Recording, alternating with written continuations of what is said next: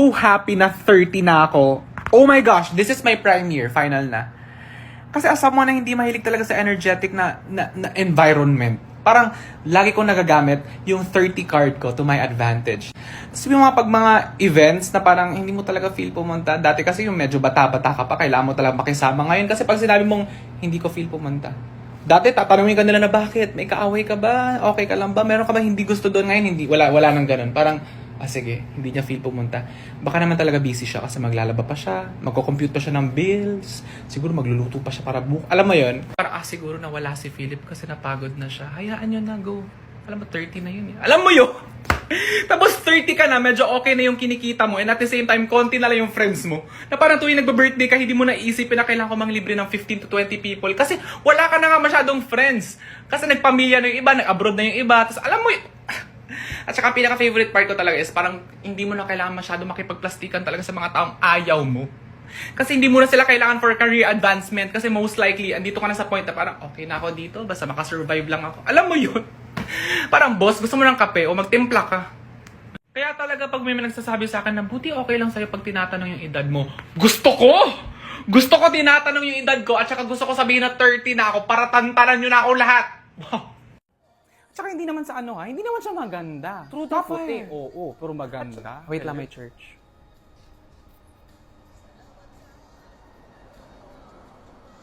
Alam mo, hindi naman siya maputi dati. Pansin mo, maitim yung siko niya. Yes! Sorry, Ma'am HR. Hindi ko kasi talaga maintindihan kung bakit hindi nagmamatter yung course ko sa ina-applyan kong trabaho sa kumpanya ninyo. Yes, ganun talaga yung patakaran namin sa kumpanyang to. Ibe-base namin yung posisyon na ibibigay namin sa'yo based sa ugali mo. Halimbawa, si Alfred, yan. Napakasinungaling niya. Nako, sobrang liar. Kaya naman binigay namin sa kanya yung posisyon sa sales.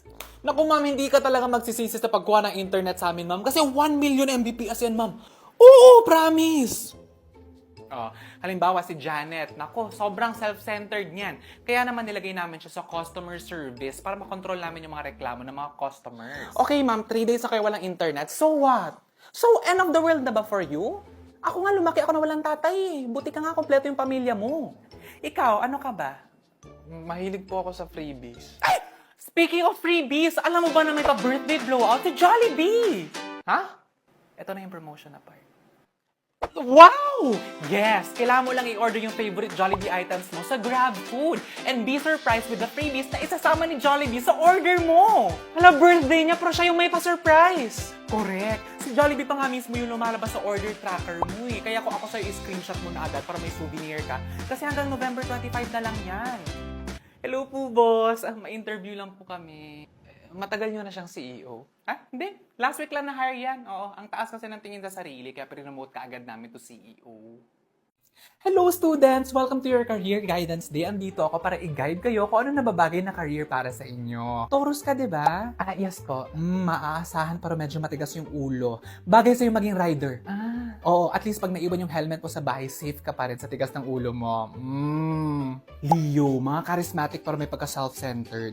Bagay sa inyo maging Zumba instructor. Bali, lahat ng tao nakatingin sa inyo tapos buong araw kayo nasa gitna. Scorpio, mga passionate pero mapagtanim ng galit. Gardener. Ay!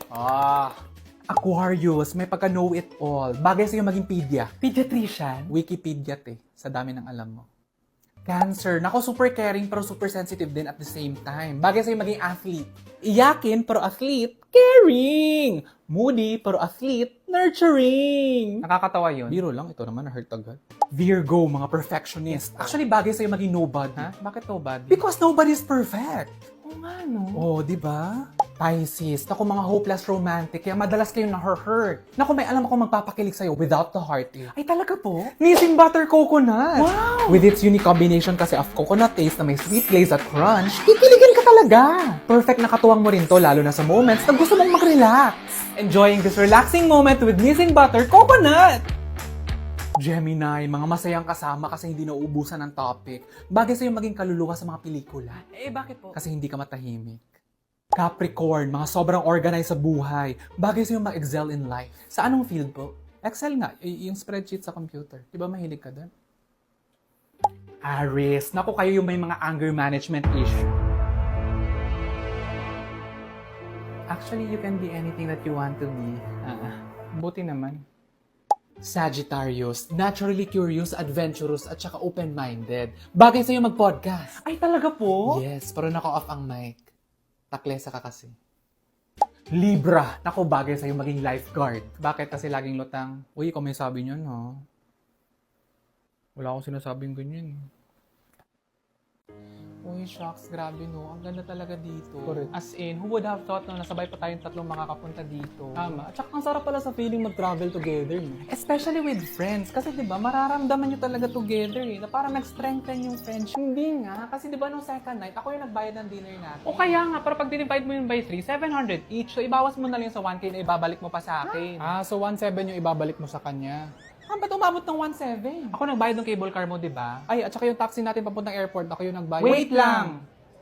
So, Oh, paano yun? Ba't Kung ako wait Hindi lang. kasi diba nung nag-cable car tayo, ako yung nagbayad. 700 yun, di ba? Oo.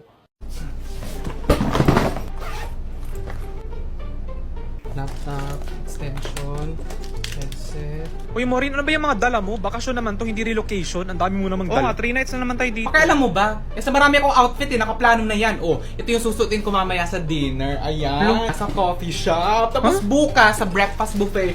Oh, pak! Nakabalo at bakit? Oo, mo naman. Mag-aalmusal lang tayo, naka-gown ka pa. Ba't ang lit ng bag mo? 3 araw tayo dito, di ba? Ay, oh, ito na yun. Oo nga, paano mo pinagkasya lahat ng gamit mo Oh, dyan? 3 araw na naman tayo dito. Uy, nagdala ka ba ng brief? Oo nga. Alam nga naman, nagdala ko ng brief, no? Eh, ilan yung nagkasya sa bag mo? 2. 3 araw tayo dito, di ba? Side A, side B na lang. At saka beach naman yung pupuntahan natin, malalabahan din talaga. Yak, huwag ka tumabi sa akin ha, kadiri ka. Sasama ka ba mamaya sa coffee yes, shop, sir, yes, sir. Oliver? Ginagawa ko na po yung report. Oliver. Yes, sir. Opo, Uy, send ko na. sasama ka ba sa coffee shop mamaya?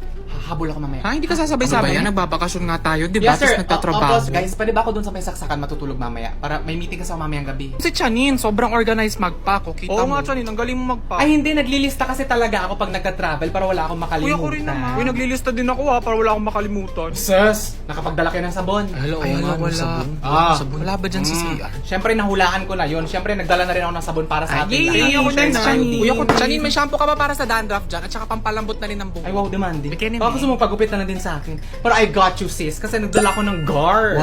Ang dami ko na kasing dala, nalito ako kung shampoo bar conditioner. Ayan, naiwan tuloy yung dalawa. Eh, ba't mo naman papahirapan yung sarili mo? Eh, may 2-in-1 naman. Ay, 2-in-1 pala yun? Oo, shampoo and conditioner tong guard. At saka may ZO Plus formula to para sa dandruff. O, kita niyo yung buhok ko, walang dandruff, diba?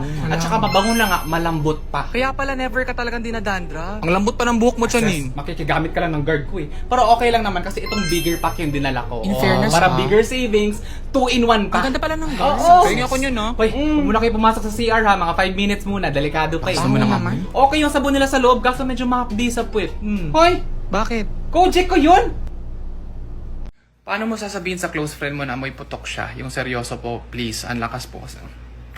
Hindi kasi talaga ako confrontational, okay? Libra ako. So, pwede siguro natin gawing sandwich method. Pero puri, yung observation mo na hindi masyado maganda. Tapos puri ulit. Like, uy, ang ganda ng mata mo. Kahit may putok ka. Oo, tumatago siya sa polo mong maganda. Bagay pala sa'yo ang pink. Parang ganun. Parang nakaka-overwhelm lang. Kasi diba recently na-promote ako sa work. Tapos yung small business ko naman, it's doing so good. Oh, happy for you. Thank you. Pero medyo worried ako slight. Ha?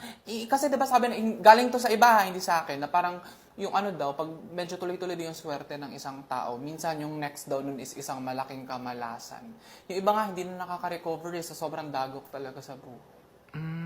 Nakakatakot naman. Sana hindi mangyari sa'yo. Worried lang naman ako. Pero for now, gusto ko lang muna i-celebrate yung mga achievements ko sa buhay. Alam mo yon? Tama ka din. Oh. Kailangan din naman sinaselebrate yung mga small wins. Wow. Ano kaya maganda pang regalo for Valentine? Ito naman, parang ewan. Malamang chocolates kasi sweet ako. Gaya mo, oh. Ako na yung bilhin mo. Ay, wag ka sa chocolate, sa akin ka, flowers. Kasi bukod sa mabango na nga ako, maganda pa ako sa mata. Perfect for your loved ones. At saka multi-purpose pa ako, ha. Pwede ba rin ako ibigay sa loved ones mo na namayapa na? Kaya mo yon? At bakit ka naman magdadala ng chocolate sa lamay? Syunga. Oo nga. Alam mo, para makombine mo ang sweetness at saka cuteness, ako lang bilhin mo. Cake, oh. At saka pwede ka pa mag-dedicate. Wag, masyado malaki, hassle. Ako na lang, heart-shaped balloons, the ultimate Valentine's gift. Hoy, sa talambuhay ko, never ako nakakita ng heart na ganyan yung shape.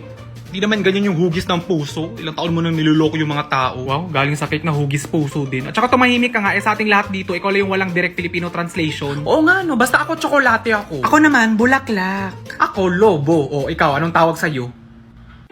Actually, oo nga. Ano bang tawag sa'yo? Ay, ako teddy bear ako. In Filipino, laro ang oso. Cute, no? Actually, wala akong gusto sa inyong lahat. Akong bilin mo, kundi papuputukan kita. Kasi naman ang mahal-mahal ng bilihin ngayon. So kung magre-regalo na naman din talaga ako, sana yung practical, di ba? At saka nagagamit. O, gaya ng LPG. Ay, hala. Lo, saan galing? I think ito na yung promotion na part. Oo nga, no? Ba't hindi na lang solin yung regalo ko sa kanya? Kasi alam niyo may bagong products